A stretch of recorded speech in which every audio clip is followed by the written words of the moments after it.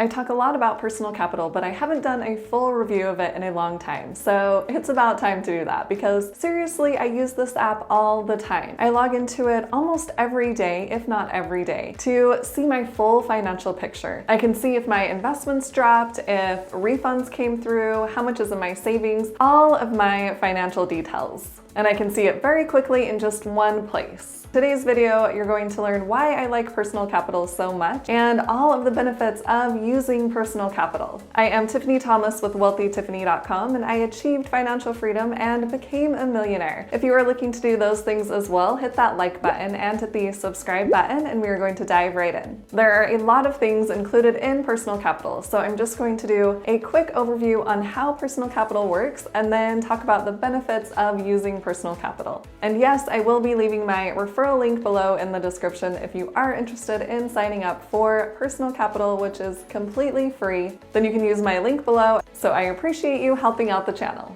Like I just mentioned, personal capital is completely free. You can use their platform without paying for it, and they do have a service if you wanted to use a financial advisor, then you can pay for that. But what I use is just completely free. First, you will set up your personal capital account by just entering in your basic information, and then you will hook all of your financial accounts to personal capital. And I do mean all of them so that you can see your full financial picture in just one place. This would include things like your bank account. If you have a certain bank or credit union that you use for your checking and savings accounts, then you will log into Personal Capital, and then they will ask you to select your bank or credit union, and then it will populate all of your financial information from that bank or credit union into Personal Capital. So you'd have your checking and your savings and even a money market account if you have one of those. You'll also hook your mortgage if you own a home, your 401k with your current employer or even previous 401ks, all of your credit cards. For example, I have my credit cards hooked to Personal Capital. I have a Discover It card, a Capital One Quicksilver card, and actually I just set up a Capital One Spark for my business.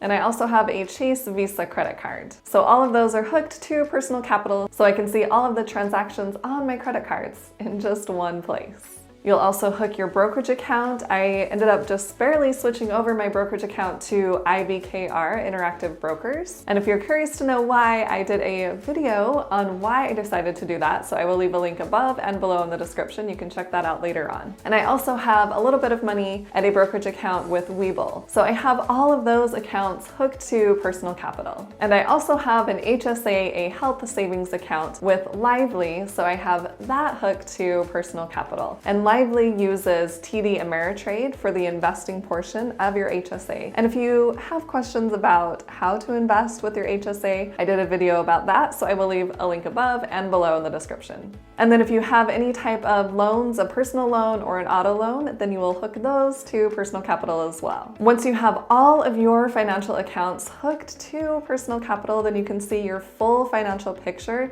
in one place very quickly. So every time you log into Personal Capital, it will refresh all of those accounts that you have hooked to it. And then you can see if payments went through or your rental income came in, or if you got charged a late fee for something. You can also add any assets or liabilities that you may have. You can add in the value of your car, or if you have rental properties or even your own home, you can add in that value. And if you don't know the value, then Personal Capital uses, I think, Zillow to give you the value of your home. So that's pretty nice as well. But you can just manually enter in all of your assets and liabilities. So you can make sure that everything is covered in your financial picture. Once you have all of your information hooked to Personal Capital, there's a number of different things they will show you. The first thing they'll show you is your net worth. So they take all of your assets minus all of your liabilities, and then they give you your net worth. And you can track this over time. Hopefully it is growing over time instead of decreasing, but it's nice to quickly see what your net worth is, especially if the stock market is rising or real estate is rising, then you can see how much your net worth is rising. It's also nice because they give you the number,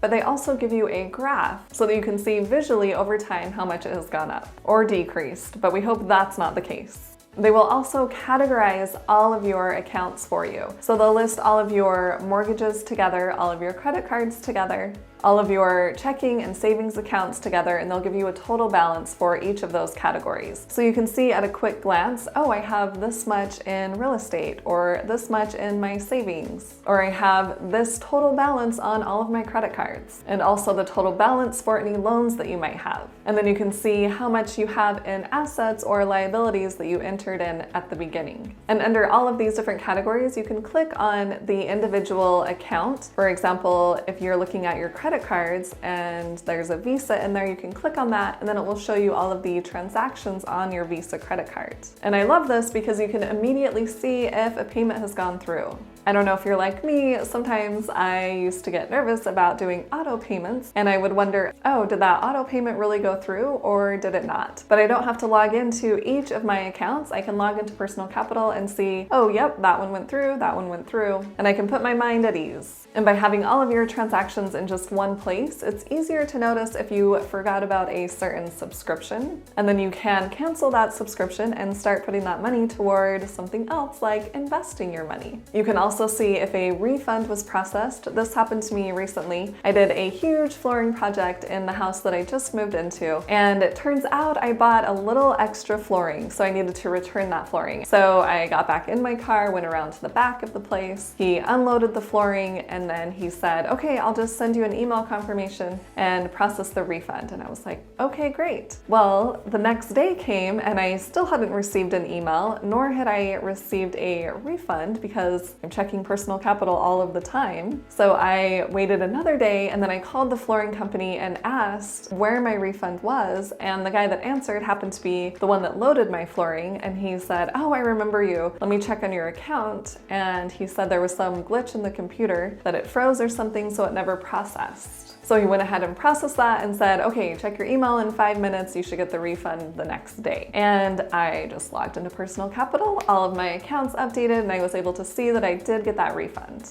And I didn't have to log into my credit card and other accounts. Not only can you look at all of these transactions and see that your payments went through or refunds were received, but you can notice trends that might be happening with your transactions. You can see if you are spending a lot of money at Chick-fil-A, going out to lunch every day, or at Zupa's, or maybe you're going to Ross a lot, or maybe you have a lot of purchases on Amazon. You can start to see that trend because you can see all of your transactions in one place, instead of logging into a certain credit card and then logging into another credit card and not really seeing everything together.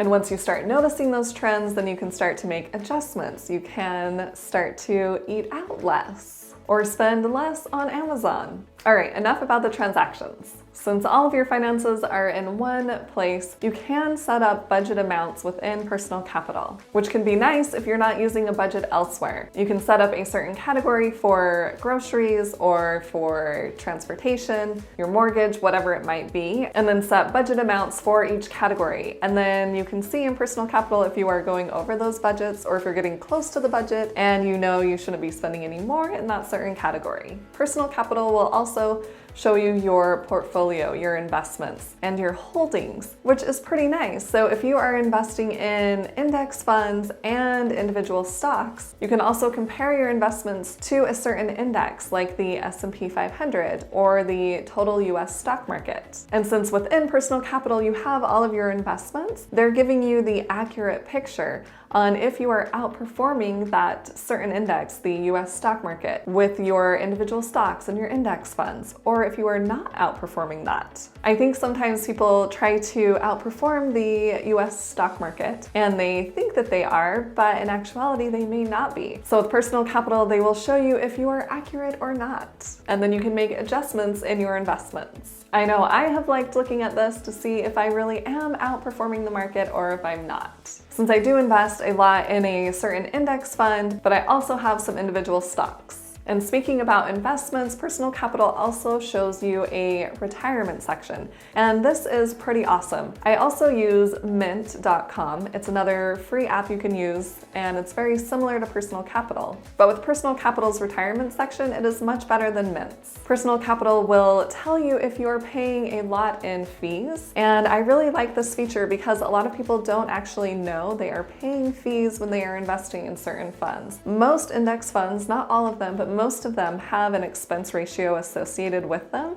And a lot of people don't realize they are paying for that expense ratio because it's not a line item on your statement. But with personal capital, since you've given them access to see what you're investing in, they can tell you what those expense ratios are and how much you are paying in fees. So that is super cool. And if you are paying a lot in fees, then you can make changes. You can switch to a different index fund. You can also see when you'll be able to retire. You can set certain goals, how much you want to have in retirement, the age you want to retire, and it will show you if you are on track or not. Personal capital also shows you your cash flow. Just at a quick glance, you can see how much income has come in and the expenses that have gone out. You can see your cash flow just very quickly. And I did mention this just a second ago, but they have that financial planning section, so you can see if you're on track for retirement. But then you can also see how much is in your emergency fund and how much debt you've paid down this year. And I really like having this visual because if we are paying down a lot of debt, then that gives us the incentive to keep going. But if we aren't really seeing that or paying attention, then we might start to slow down on paying off our debt. But if we can see how much we've paid,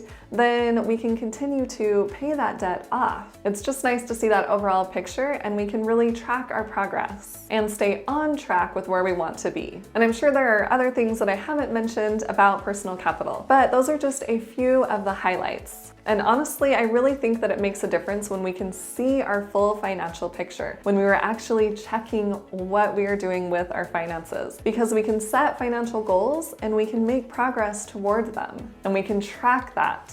And by using a free app to do this, we don't have to handwrite everything and do math in our heads. It's all calculated for us, and there's nice graphs in there that makes it even easier to see our progress. It's important that we know where we are currently with our finances so that we can set those goals, so that we can know where we are going. Because if we don't know where we are now, then how will we set goals to improve, to make progress? We won't be able to. Comment below and tell me if you are already using personal capital or if you're using another app to manage your finances. And if you aren't using personal capital, you can click on my referral link below and get your account set up so that you can start tracking your finances and setting financial goals and work on becoming financially free. Whether we are working toward paying off our house, which I just did recently, or if we are working on saving up for a down payment on a house or paying down our debt, whatever it is, if we are able to track our finances and keep that very, very simple, then we can achieve our goals even sooner.